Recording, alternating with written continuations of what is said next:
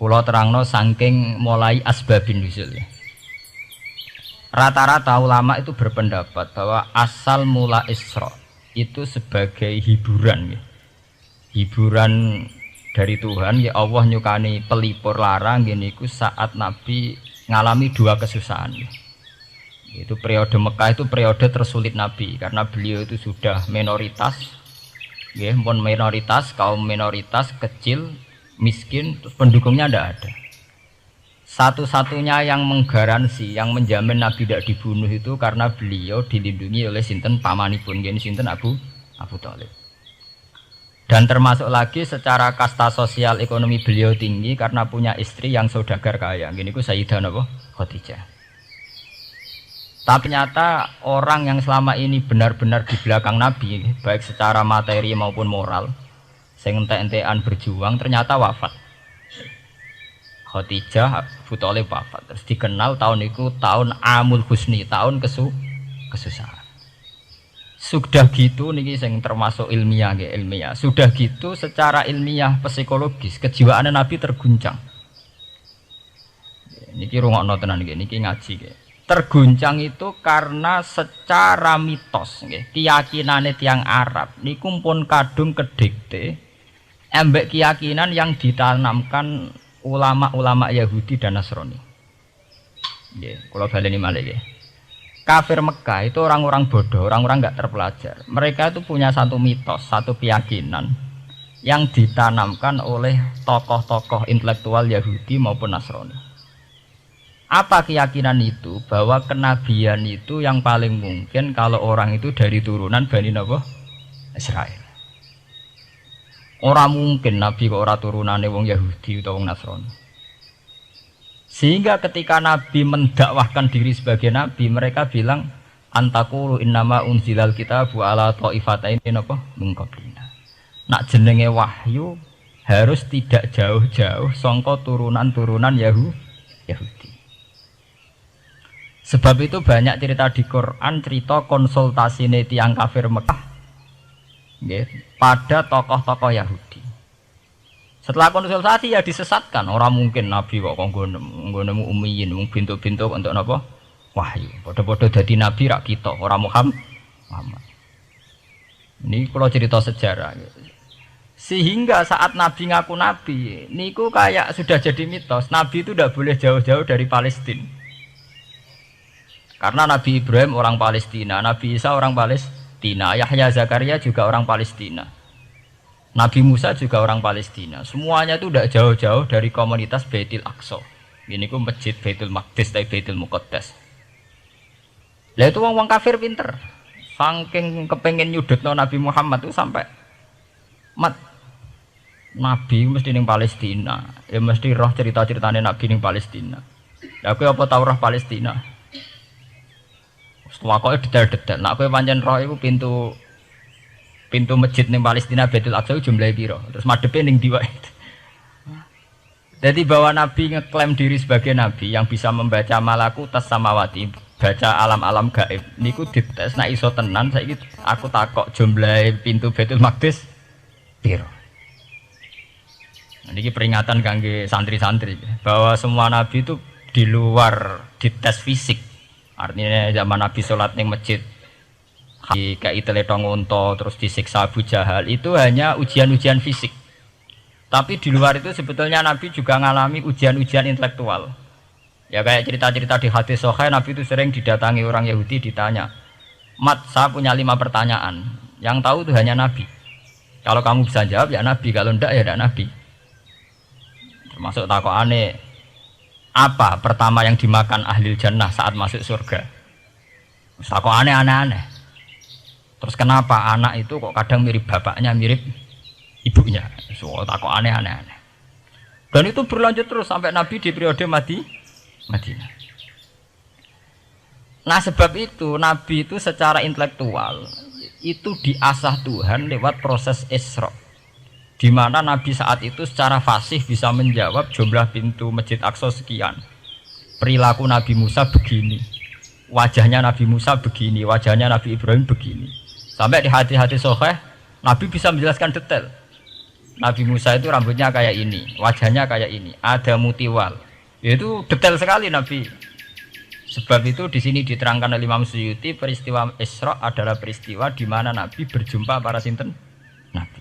Itu asal usulnya kenapa? Karena sudah kayak menjadi mitos. Nabi itu tidak boleh jauh-jauh dari tradisi Yahudi, tradisi Palestina. Paham ben sampean roh asal usulnya. Tapi kemudian asal usul itu sebetulnya hanya sementara, ya, hanya permainan politik. Sampean ben roh sejarah, permainan politik, manipulasi politik. Sebetulnya Nabi itu ya tidak jauh-jauh dari beliau adalah keturunan Israel. Israel itu bukan menunjuk sebuah negara loh, sampean pun salah paham. Israel dalam bahasa Quran itu menunjuk auladi Yakub. Israel menjadi negara kan baru kemarin setelah diberi kemerdekaan Inggris, paham ya? Israel sebagai negara kan baru apa? Kemarin. Sehingga istilah Israel di Quran maupun di hadis adalah menunjuk auladi Yakub. So intinya di antara anak Nabi Yakub ono jenenge Yahuda. Yahuda di turunan-turunan itu Bani Yahuda niku diarani Bani napa? Israel. Ternyata setelah dirunut Nabi Muhammad itu ada beda jauh dengan keluarga Israel. Karena Nabi adalah turunannya Nabi sinten Ibrahim. Okay. Nabi Ibrahim niku gada putra kalih sing gada turunan niku Ishak kalian Ismail. Ismail kalian Nabi Ibrahim disalap teng Mekah. Ini sing disebut Quran inni askantu min dzurriyyati biwatin ghairi dzi sar'in inda baitikal muharram. Terus saking Nabi Ismail nurun-nurun ngantos Sayyid Adnan. Ya, mulane nak teng berjanji disebut wa adnanu bila bin intadzabil ulumin nasabiyya ila dzabihi Ismail nisbatuhu wa muntama. Secara teori ilmu nasab Sayyid Adnan jelas-jelas wa adnanu bila bin intadzabil ulumin nasabiyya ila dzabihi Ismail nisbatuhu wa muntama. Tapi yang menjadi masalah, yaitu tadi saya sudah bilang ya, seakan-akan Nabi Muhammad itu orang yang benar-benar berbeda dari dinasti itu, dari keturunan itu. Karena orang Yahudi, orang kafir Mekah di kepentingan menggagalkan kenabiannya Muhammad, sehingga dilecehno Muhammad bin Abi Kabsah. Oh Muhammad yang cilik di rumah tukang angan wedes. Jadi, gue nak seneng kiai kan. Inna akramakum indawi atqakum. Cek Ben Karlan, cek Karmin pokoknya takwa ya kia. Ya, itu enak lagi gedeng kiai iku kan. Anake Karlan kok kakean tingkah. Lah dhisik wong Mekah ya ngoten niku. Jadi nak muni Muhammad bin Abdullah bin Abdul Muthalib cek terhormat. Mereka adalah orang-orang bangsawan di seputarku Quraisy. Nabi itu kastane Quraisy. Jadi kalau Muhammad bin Abdullah bin Abdul Muthalib cek ketok terhormat. Wong kafir pinter nang istilahna ora Muhammad bin Abdullah. Muhammad bin Abi Kabsah, mergo cilike Nabi tau dirumat, cara kene ya Karlan ning penjara desa. Mulane Nabi tau angon wedhus, mergo tau de bapak angkat sing tukang napa? Wedhus. Lah wong Mekah pinter, dididik wong Yahudi. Yen nak istilahna aja Muhammad bin Abdullah bin Abdul Muthalib, iku cek kekerenan, terlalu napa? Keren. Jadi Muhammad bin Ibnu Abi Kabsah. Wong nak seneng Pak Harto kan Soeharto jenderal besar. Nek sing gedeng wong kemusuk kan repot ya. Oh, terus nyebut desa asli ini asal nak seneng bupati ya jadi bupati orang nomor 1 di Bojonegoro nak gedeng golekno asal usule. Sing ngoten mun sunatullah mulai riyen sampai kiamat ya. Sunatullah lati kot kelas napa? Mengkobel. Walanta jidali sunnatil lain napa? Tabdila. Ya akan begitu. Nah sehingga peristiwa Isra itu satu peristiwa rohani ya. Selain peristiwa rohani nanti akan diwajibkan sholat, juga ada peristiwa intelektual, ada pengajaran intelektual bahwa semua nabi itu harus punya tradisi yang sama, punya karakter yang sama. Sehingga nabi dalam proses Isra itu dipertemukan dengan Nabi Ibrahim, Nabi Musa, nabi-nabi yang lain. Dan diskusi di situ juga ada diskusi-diskusi. Paham ya? Niki penting ya, penting kalau terangaken karena kalau tanpa tradisi yang berkelanjutan ya, sing disebut tenggene thariqah jenenge as-sanad al-mu'tabar, sanad sing mu'tabar utawi nak tenggene pondok-pondok kitab disebut sanad sing muttasil. Ini nanti semua tradisi kenabian akan melenceng. Kalau melenceng itu ngeri. Karena setiap orang mesti gada subjektivitas sendiri, punya versinya sendiri. Sehingga semua nabi harus model istilah politik itu punya platform yang sama, punya karakter yang sama, punya model yang apa? Sama. Nah, sebab itu secara intelektual Nabi Muhammad itu dikenalkan oleh karakter para nabi-nabi dulu. Nggak detail. Satu Quran 30 juz. Andai kan sampai hafal Quran. Sampai ngurunut sejarahnya coba. Kita ini kan kadung dibentuk. Artinya kita ini ya alhamdulillah sudah kadung kebentuk, tahu sejarah para nabi. Tapi asal usulnya kita tahu lewat kitab yang namanya Al-Qur'an. Supaya apa? Nabi Muhammad itu dibimbing bahwa Quran atau ajaran beliau benar-benar musaddiqal lima baina yadeh, benar-benar selaras dengan ajaran sebelumnya. Mulai ajaran yang bersifat samawi sampai hal-hal yang basariyah, yang menyangkut tabiah apa? Basariyah. Kalau contohnya ngeten, misalnya begini. Nabi Muhammad disejarahkan Nabi Ibrahim, beliau punya problem. Problem itu berupa punya bapak atau paman yang tidak Islam. Bahkan nak ning ceritane kiai-kiai desa dari Nabi Ibrahim cilike kon adol patung. Terus didol meniki patung, ya ora manfaati ra mudarati, mbok tuku ya karepem ora napa karepem. Mbok ono sanate mbok ora, pokoke cerita iku populer. Disejarahkan begitu. Sehingga Nabi Muhammad tahu, oh ternyata yang punya problem ngadepi keluarga itu tidak saya tok. Dulu Nabi Ibrahim juga punya problem ngadepi keluarga. Aku tak lumayan terima paman, Pak Lek, Pak De, Abu Jahal sinten? Abu Lahab. Nabi Ibrahim malah bapaknya. Dah gitu. Setelah itu juga diceritakan tentang Nabi Nuh, Nabi Lut, seorang nabi besar yang punya nasib sial, yaitu istrinya pengkhianat. Mereka jadi kiai di bojo judes itu tidak masalah. Mulai terima kiai di bojo judes biasa. Ya itu tadi Nabi Nuh, Nabi Lut itu lebih ngeri ketimbang itu di bojo apa? Bukan kebenaran. Kita kan paling dicoba bojo judes, kan ringan banget. Paling banter mecano piring gelas itu murah banget. Begitu terus. Nabi Musa juga gitu. Diceritakan Nabi Musa, beliau adalah seorang sosok Bani Israel yang temperamental. Ya basariah sekali. Saking temperamentalnya ketika tukaran ya jotos. Mana nak kiai temperamental kadang jotosan. Yono sanate ya Nabi Musa nak tukaran ra cocok napa? Jotos. Fawakazahu Musa faqada alai. Artinya ya basariah sekali. Cerita ABG ini pubere nggih wonten saat beliau melarikan diri lala ketemu cewek loro. Ya ora wentise barang Nabi Musa, waduh mari maksiat ae terus kon. Wadek aja mlaku ning ngarepku. Nah kena angin aku roh sikilem mari nafsu. Aku nabi kok nafsu barang kan ra pantes. Nah ngono ke mlaku guriku. Ya basariah sekali itu sampai detail. Terus ketika itu terus disuaka politik oleh Nabi Syuaib. Sehingga menjadi tradisi bahwa semua nabi akan mengalami problem dengan kaumnya. Kemudian disuaka politik oleh komunitas yang berbeda, yaitu komunitas Syuaib itu di luar pemerintahan Fir'aun. Sama seperti yang dialami Nabi Muhammad, komunitas Mekah itu menyiksa Nabi, bahkan mengimbargo sinten Nabi. Semua aliran dana, aliran ekonomi, akses dana, akses makanan itu ditutup di Mekah. Sehingga Nabi sampai dahar dedaunan, fisik bil jibali napa Mekah. Tapi beliau diselamatkan oleh sahabat Ansor yang terpisah dari komunitas Ahlu Mekah. Itu mirip ceritanya Nabi Musa yang diselamatkan Nabi Syuaib yang terpisah total dari komunitas Fir'aun.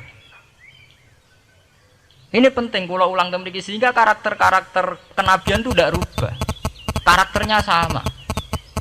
Sehingga setelah kita mengenali karakter para nabi, kita mudah sekali mengenali nabi palsu.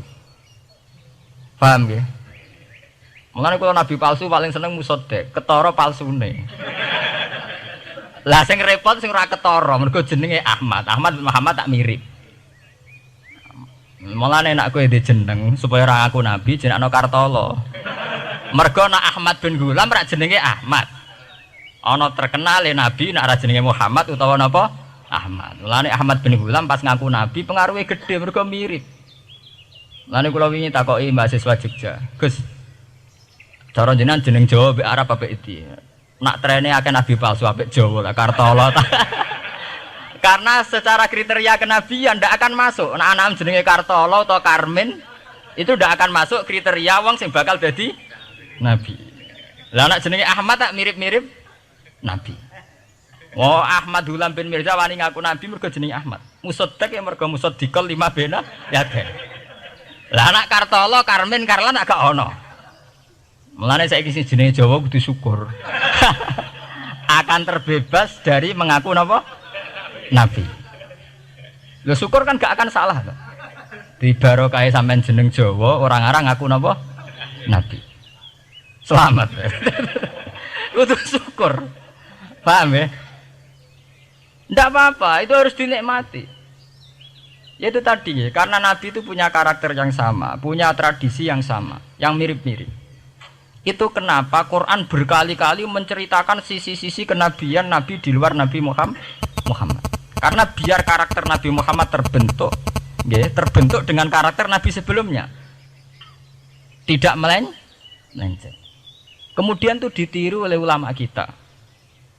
Kita punya guru punya guru lagi, punya tradisi yang sama. Nak mulang kudu istiqomah, santri loro lah kudu diulang. Nak sedadi kiai aja mripat ijo nak roh dhuwit. Wis pokoke dilatih.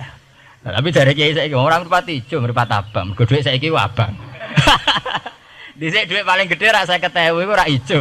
Lah saiki 100.000 abang. Dadi saiki nak nasihati nak roh dhuwit aja mripate abang. Mergo ijo wis gak akeh saiki. Paham napa? Kena akal-akalan ngoten jan repot. Tugare kula di santri dablek, nek di bojo aja moro tangan. Kula mboten moro tangan, kula saduk, moro sikil. Kena anekdot ngono rusak. Adu-adu ning bojone. Bojone loro, bareng bojone nguap. Kowe jare rabi Pak ning jaba, bojom jare loro fitnah, Dik. Sing bener telu. Ayo kan repot. Ketemu cangkem elek rusak kabeh. Fitnah udah nak loro. Sing bener apa? Telu. Lah sakniki mun politik ngoten nggale saya sebagai pejabat tidak pernah mengkorupsi 1 sen pun uang rakyat. Wong edan tapi korupsi ya sak sen. Wong ra waras tapi korupsi napa? Sak sen. Ngono miliaran tok. Korupsi napa? Sak sen. Ya mesti ae. Geneman. Ayo, jadi zaman akhir itu kayak zaman dhisik, kayak Abu Nawas kabeh. Jadi apa-apa niku mun mboten karu-karuan. Mun ya. Wah itu permainan kata begitu niki kula penting kula terangaken nggih. Saya sebagai ahlul Quran, orang yang banyak baca Quran nggih. Itu kita akan tahu betul betapa parahnya nggih atau akibat negatifnya dari permainan kata itu. Dan itu dilegalkan Quran, disahkan Quran dalam beberapa ayat. Yaqulu apa yuriduna ayutfi'u nurallahi bi afwahihim. Orang-orang Yahudi, Nasrani, kafir Mekah itu ingin sekali membunuh Islam lewat permainan kata bi afwahihim. Yaitu tadi misalnya kalau Muhammad bin Abdullah bin Abdul Muthalib itu kelihatan keren karena masih Bani Quraisy. Tapi kalau diistilahkan Muhammad bin Abi Kabsah, wah Muhammad sing anake Karlan niku, iku ora ummiyin. Balik dadi wong alim terus diistilahno bapakmu sing cilike iku angon wedhus. Ya terus repot terus ajur kah? Kabeh. Itu biafahim. Efektivitas biafahim itu sampai tenggene Tarikhus Suyuti wonten keterangan wa min dzalika irtadda jam'un minas sahabah. Dari permainan kata yang ditanamkan orang Yahudi itu sampai banyak sahabat yang murtad. Istilahnya itu jam'un minas sahabah. Meskipun setelah murtad itu ya divonis tidak sahabat. Misalnya menyangkut nasa mansuh. Orang Yahudi pinter, du'afaul muslimin, orang-orang muslim yang imannya masih lemah. Delok le nabimu, wong kok pelin-pelane ngono. Dhisik Ka'bah madhep Baitul Maqdis. Iku wis bener iku, mergo kiblate Nabi Musa. Nabi-nabi dhisik kiblate Baitul Maqdis. Nah, saiki gara-gara dekne kangen keluargane manjen dekne cah Mekah, saiki kangen Mekah. Terus kon manggon omahe buyut-buyute. Dan saiki kiblat diadepno omahe buyut-buyute. Kangen-kangene dhewe tunggu urusan kiblat jare. Jadi pas Nabi itu masih di Medina. 16 bulan Nabi salate madhep Baitul Maqdis.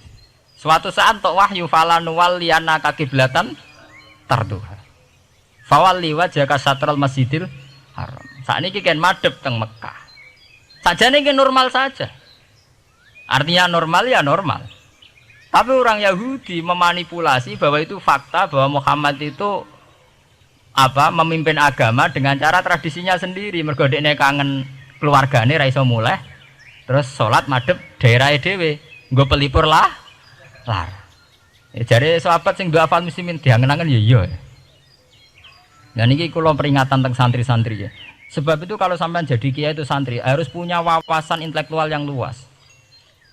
Semenjak itu Quran mewahyukan secara nalar sejarah.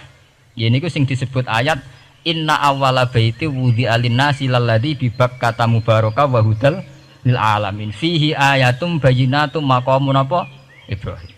Akhirnya Nabi Muhammad nantang ning tokoh-tokoh Yahudi. Apa salahnya saya punya dua kiblat? Baitul Maqdis adalah kiblatul anbiya karena dulu Nabi Musa di situ, Nabi Isa di situ. Sekarang saya menghadap ke kiblat yang lain karena itu kiblatul Ibrahim dan dia lebih senior. Lebih apa? Senior. Sebelum ada Baitul Maqdis sudah ada Mekah. Mekah lebih senior, lebih tua.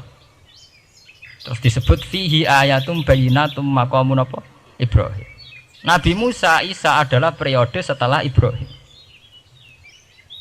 Sebab itu akhirnya semenjak perdebatan itu orang Islam bangga. Makanya sampean kalau ngaji hadis-hadis sahabat itu bangga. Ana mimman sholla al qiblaten, ya. Ana mimman sholla ilal qiblaten. Aku termasuk sahabat yang menangi dua kiblat. Mergo zaman madhep Baitul Maqdis ya kiblatul anbiya, madhep Mekah nggih kiblatul anbiya. Artinya apa? Perdebatan ini dimenangkan oleh Nabi Muhammad bukan karena mitos atau kultus atau taklid buta, tapi memang secara sejarah kiblat tertua adalah Mekah. Ini disebut inna awala baiti wudi'a lin-nasi lalladzi napa bi Bakkata mubaraka wa hudalil alamin fihi ayatum bayyinatum maqamun apa Ibrahim. Artinya Quran tidak pakai teori mitos. Pokoknya Nabi ini saiki aku ya terserah aku, itu tidak begitu. Paham ya? Tapi diterangkan secara kesejarahan bahwa asal usul Mekah jadi kiblat itu rasional sekali. Bukan karena Nabi orang Mekah mboten, memang dulu-dulunya Nabi Ibrahim berkiblat di situ. Sehingga Quran jawab inna awwala baiti wudi'a lin-nasi lalladzi bi Bakkata mubaraka wa hudal lil alamin. Terus kula bolak-balik masalah Isra ya. Niku masalah-masalah yang selain pelipur rar itu ada petualangan intelektual, petualangan ilmiah, di mana Nabi Muhammad diperkenalkan oleh Allah, ya, diperkenalkan watak para nabi, pilihan hidup para nabi, bahkan tradisi-tradisi para nabi. Sehingga mangke teng hadis sahih wonten keterangan saat Nabi nyancang atau menambatkan khimar atau buruk itu ya di batu yang dulu dipakai para nabi untuk nyancang nopo khimar. Jadi tradisi itu dimulai dari barang-barang sepele. Carane nyancang buruk we nabi mirip sama dengan nabi-nabi yang apa dulu. Terus memulainya Mi'raj juga sama dengan nabi-nabi dulu. Bon niku sing secara ilmiah tarikhiyah. Saat ini sing menyangkut akidah firqah fil Islam. Nah niki kula terangno. Menurut ahli sunnah, orang yang mengingkari Isra itu kafir. Ya kafir, karena dzikra fil Quran. Isra itu dzikra fil Quran. Makanya tadi saya jarang sekali pakai bahasa Mi'raj. Tapi nak teng Indonesia kadung menang, merjep peristiwa Isra dan apa? Mi'raj. Pokoknya bahasa kadung salah, kadung menangan ya menangan. Kadung istilah Isra dan apa? Mi'raj. Sebetulnya yang disepakati ulama itu hanya Isra. Artinya yang memungkiri Isra itu kafir karena dzikra fil Quran. Lah kemudian Mi'raj menurut keyakinan ahli sunnah itu terjadi. Setelah terjadi itu masalahnya biruhi wa jasadihi jami'an ma'an atau biruhi faqat. Nah, kemudian menjadi firqah-firqah yang macam-macam. Ada yang meyakini biruhi wa jasadi, ada yang meyakini biruhi napa faqat. Sampeyan kalau ngaji Al-Kawakibul Lama'ah karangannya Mbah Fadl atau kitab-kitab panduan ahli sunnah yang disahkan oleh NU. NU dulu pas musyawarah besar di Jemang yang dipakai panduan itu dulu yang disahkan itu Al-Kawakibul Lama'ah yang dikarang Mbah Fadl. Itu memang kita termasuk ngikuti yang biruhi wajah seti. Tapi sebetulnya dalam kelompok yang biruhi fakot itu ada orang keren di dalam dunia ilmiah. Ini termasuk Aisyah meyakini biruhi fakot. Oke, tapi itu sudah masalah-masalah kemudian berkembang menjadi di luar masalah firqah terus menjadi masalah said, masalah pengetahuan. Kalau masalah pengetahuan tentu kita ini terus masalah kan, artinya masalah itu kalau iman diukur dengan akal ya kadang tidak sambung. Wah itu mokal, orang dengan kecepatan sekian pasti hancur. Dan agama ukur akal terus ya repot. Wong dipendem sudah dibualung ya dibualung, dibakas tangi barang. Jadi sing disoal ora mek rotok kabeh napa? Disoal. Manjen masalah manusia itu masalah-masalah sing ya begitu. Mbon niku mboten penting. Nah, itu terus kemudian menjadi firqah. Terus kemudian ada hadis-hadis yang menerangkan proses Nabi dialek dengan para nabi. Kayak ketemu Nabi Musa, Nabi Ibrahim, terus Nabi Idris, Nabi Isa, Nabi Musa. Itu terus diterangkan di hadis-hadis sahih. Ini kalau balik tentang keterangan wau, sebetulnya pertemuan-pertemuan ini itu dimaksudkan Nabi biar punya tradisi yang sama dengan nabi-nabi sebelumnya. Karena ini penting ya. Sama nek sira rasane dadi kiai. Niku kroso banget. Misalnya kita ya. Kita akan dididik ala pesantren misalnya. Kita punya kiai-kiai yang punya tradisi. Misalnya nak rawong nakal, wong minum astagfirullahaladzim, wong kok ngono kan gitu. Ya hanya begitu. Sehingga wis kaya identik angger kiai NU atau amalia NU iku rawani naboki wong sing nyabu. Ya rawani nyaduki wong sing lagi minum. Kemudian itu dianggap satu kekurangan atau apa, walhasil kemudian lahir kayak FPI, orang yang tidak menerima metode itu. Tapi sudah kayak ada janjian tuh begitu. Kiai paling anti kemungkaran lah itu. Masa kiai paling kerengo sapa mbok terkenal kerengo. Mereka tidak punya catatan repot bahwa mereka pernah jotosi wong minum. Masih sing sering jotosi santri lah itu tetep ora tahu terkenal jotosi napa? Wong sing mabuk, wong sing minum. Itu sudah kayak tradisi. Dulu zaman Basim Asari Jombang terkenal ijo be abang, yang wabang ya abangan tenan. Sing ijo.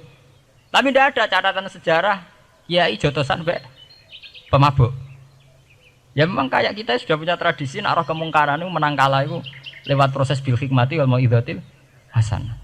Kita ini kayak punya tradisi nak roh kemungkaran milih model Nabi wa mahdi qaumi fa innahum la ya'lam. Itu ya kayak ada janjian begitu. Meskipun kita sebagai orang alim ya tahu nahi mungkar itu wajib. Nahi mungkar itu begini-begini, tapi ya praktek kita tidak pernah begitu. Kalau di Timur Tengah kebalikan. Mana ada terima karuan wong nakal. Podo soleh beda aliran halal dibunuh.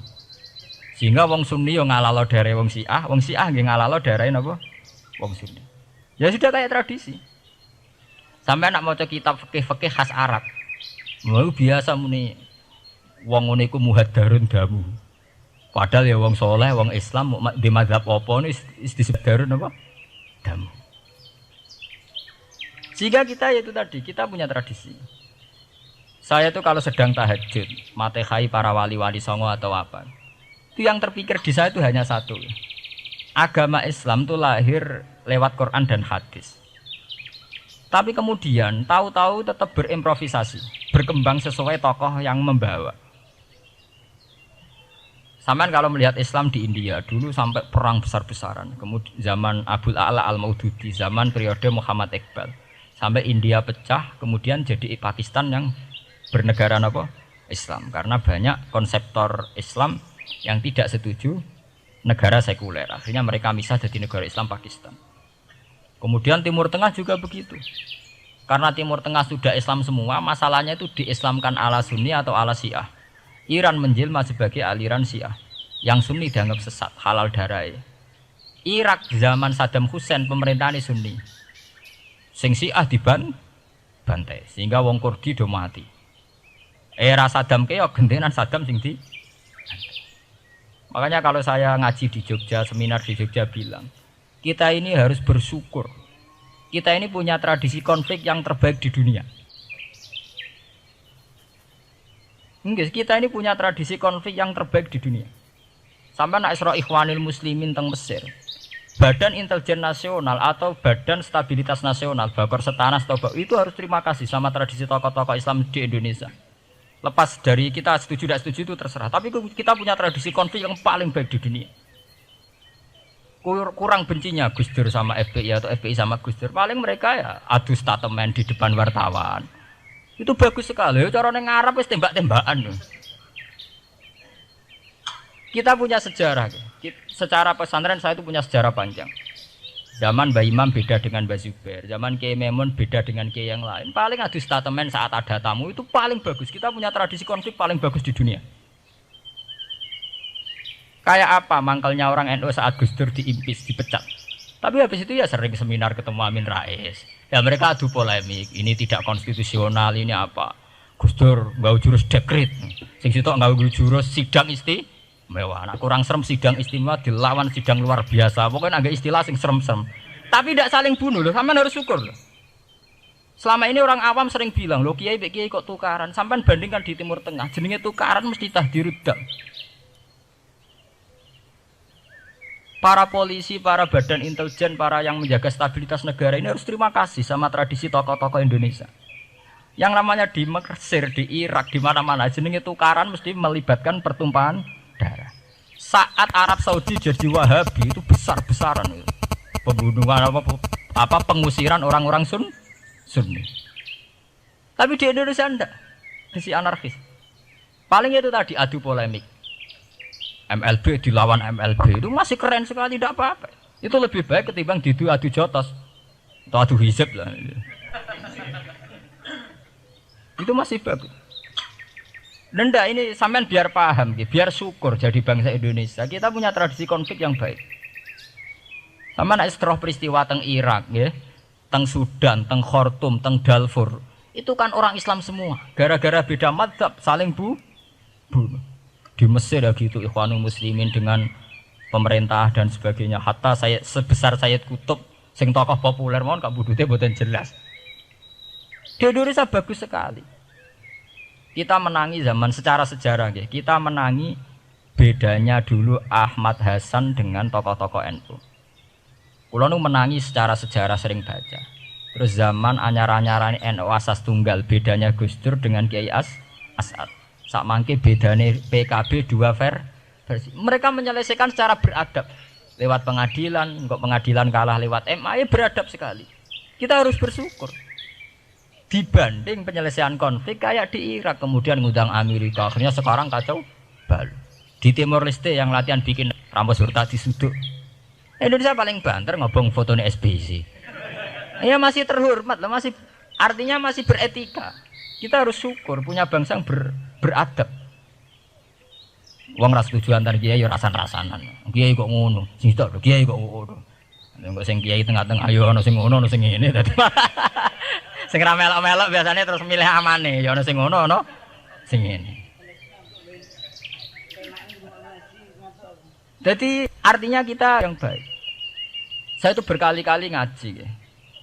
Sampean kalau sering baca Quran dan menghayati, artinya ora maca Quran pelang-pelang ora karepe, menghayati. Saya itu sekarang sesadar-sadarnya, saya masih belajar. Ini jamaah sini harus tahu. Saya hingga detik ini masih belajar. Entah itu lewat belajar baca Jalalain atau belajar merenung maupun belajar lewat yang lain. Quran itu dulu ya sering nyebut begitu itu saya tidak paham. Sekarang itu saya paham, tambah paham. Misalnya di juz 4 ada istilah ikhwanan. Orang mukmin disuruh ingat peristiwa-peristiwa yang dulu saling kuntum a'daan fa'allafa baina qulubikum fa asbahtum bi nikmatihi napa ikhwanan. Dulu kamu bermusuh-musuhan, yaitu antara kelompok Aus dan Khazraj. Gara-gara barokatul Islam, sekarang kamu menjadi ikhwana, menjadi bersaudara. Sampean kalau melihat TV, merunut konflik di Irak, sering ada bom bunuh diri, itu kan ada asal-usulnya. Memang sekarang orang menimpakan kesalahan itu pada pasukan multinasional yang dipimpin Amerika dan Inggris. Tapi sebetulnya ada usul-usulnya. Sampai Amerika bisa masuk karena orang Irak tidak ikhwanan. Tidak apa? Yaitu ada Syiah, ada Sunni, mereka saling menikam, saling bunuh. Sehingga karena ada ikhwanan ini pihak ketiga masuk, yaitu tentara multinasional. Makanya saat di Jogja ditanya, cara jenengan sebuti menyangkut Ahmadiyah, menyangkut konflik di Jakarta, saya bilang, sekarang setiap orang bikin from apa forum, yaitu baik, kalau niatnya baik-baik. Tapi andaikan saya ditanya Tuhan nanti, hak kowe iku kelompok apa? Pokoknya angger NU atau Muhammadiyah ajak mayoritas, kamu milih salah sitok itu. Bukan karena mau saya oportunis milih yang besar, itu lebih baik, lebih maslahat. Karena kalau setiap orang merasa benar bikin kelompok sendiri akan menjadi kelompok banyak. Dan saat menjadi kelompok banyak, tentu konfliknya lebih tidak terpola. Tidak apa? Terpola. Umpama Hasim tukaran mbek Den Samsudin itu terpola. Tapi nek angger wong ngrasa duwe ketua dhewe tidak terpola. Bagaimanapun ikhwanan itu harus disyukuri. Nggih, dalam kondisi berteman. Sebab itu Nabi sering ngendikan ilzamu jamaahirul muslimin wa man sadza sadzafin. Mbok kamu itu ikut kelompok mayoritas saja. Jamaahirul muslimin cara bahasa netralnya mbok ya kamu itu ikut kelompok mayoritas saja. Karena kalau orang merasa benar kemudian bikin kelompok sendiri itu tidak ada selesainya. Lah akulah cara nuruti GR sebagai kelompok dhewe. Wong aku ya di umat, di pengaruh sing nyucup wis akeh. Tapi kalau semua orang merasa begitu kan repot. Mursid di kelompok dhewe, tukang toreko di kelompok dhewe, tukang ngaji di kelompok dhewe. Model kitab pirang-pirang sesuk ana jamaah Jalalain, jamaah Muin, jamaah Fathul Wahhab. Nek sing ora iso ngaji jamaah tahlil, jamaah istighosah. Ora ana bar itu. Saya tuh kalau ditanya di Jogja, meskipun saya kritis, artinya kritis itu mungkin terhadap satu fenomena kita tidak setuju atau Muhammadiyah dalam banyak hal atau satu dua hal. Itu tidak menjadi alasan kita untuk tidak mengikuti mainstream. Karena kalau mainstream ini dilanggar, itu kita tidak akan ikhwanan. Dan akibat negatif dari tidak ikhwanan adalah kayak kasus Irak. Iran itu kenapa tidak mudah diserang Amerika padahal punya nuklir? Karena mereka seragam Syiah semua. Itu lebih gampang, lebih susah. Lawan itu apa? Susah. Arab Saudi juga mudah diadu karena karuan seragam Wahabi semua. Kita tidak bicara itu ya akidah. Mungkin kamu bisa debat Wahabi itu benar apa enggak. Tapi karena relatif aman, nggak diacak. Indonesia juga gitu. Kenapa tidak banyak konflik? Karena orang itu Islamnya kalau udah NU ya Muhammadiyah. Buat cocok cocok, boleh milih. Itu lebih mudah. Ketimbang ada faksi-faksi baru, kemudian stabilitas menjadi tambah kacau. Lalu kalau saya loh ya, saya pribadi menghimbau. Ya. Melihat ayat itu dihitung Tuhan sampai Allah ngendikan apa ifkuntum a'daan fa'allafa baina qulubikum fa asbahtum bi ni'matihi apa? Kekuatan sebuah negara itu bukan karena senjatanya canggih, tapi karena rakyatnya tidak bentrok. Ya bayangkan kayak Indonesia. Andai kan Jawa itu mayoritas Islam. Kemudian mereka ingin mendirikan negara Islam. NTT merasa tidak diwongke terus keluar dari Indonesia. Nanti Maluku, Ambon juga gitu. Daerah-daerah yang Islamnya tidak mayoritas begitu. Kayak apa susahnya militer? Andai kan setiap kelompok itu punya jamaah besar. Terus sering bikin muktamar. SBZ berbakar Tamar NU Muhammadiyah tuh. Kabeh wong di kelompok prakesel SBZ.